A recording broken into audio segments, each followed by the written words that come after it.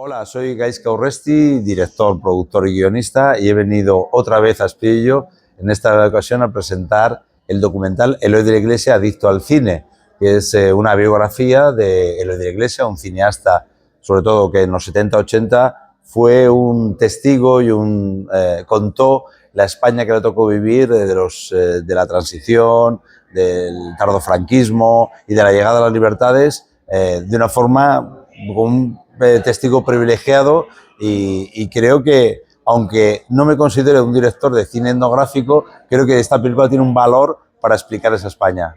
Sí, el cine de Eloy de la Iglesia está muy pegado al momento en el que él vivió y en el que él reflejó, ¿no? Entonces podría pensarse que es un cine coyuntural, ¿no?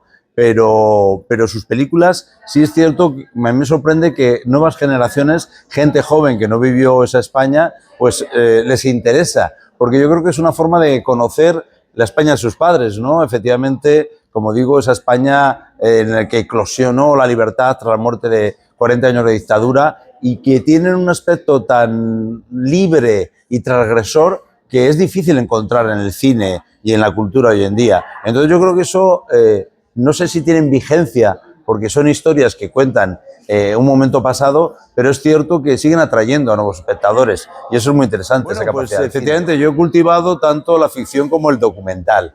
Es cierto que lo que más se me ha reconocido ha sido los documentales y especialmente los biográficos, ¿no? Documentales como el de Aute, el de La Bordeta o el de Buñuel hace años. Pero bueno, a mí me gusta tocar los dos géneros. Es cierto que en el documental me siento muy libre, tanto porque son más sencillos de financiar, de conseguir dinero para hacerlo, como que las estructuras narrativas del documental son mucho más libres que las de la ficción, que están más constreñidas por las estructuras narrativas, ¿no? Entonces, bueno, no digo que no volveré a hacer ficción, pero me va a costar, porque realmente en el terreno documental tengo proyectos a 2 años vista, y además que me apetecen como viajes personales, ¿no? Como una forma de comprender el mundo, comprender otras vidas y de aprender de otras realidades, que es que a pesar de que me tengáis la gentileza de darme el premio maestro, pues sigo considerándome un alumno, ¿no? Un alumno del cine y de la vida.